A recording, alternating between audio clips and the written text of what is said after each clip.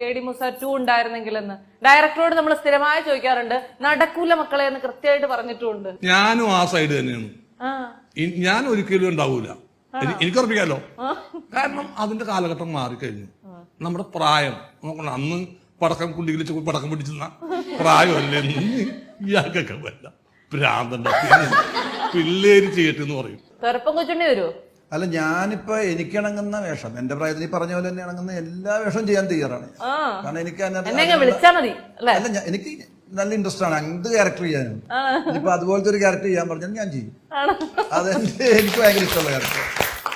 ചേട്ടാ, ഒരു വെല്ലുവിളി വന്നിരിക്കുന്നു, ഭീഷണി. അല്ല, ഞാൻ പറഞ്ഞു എന്റെ ആ പ്രാന്തം കളിയുടെ ഏതാ ചേട്ടന്റെ പ്രാന്ത് കഴിഞ്ഞു, ഇവിടെ തുടങ്ങിയിട്ടേ ഉള്ളൂ. പ്രാന്ത് നടക്കട്ടെ.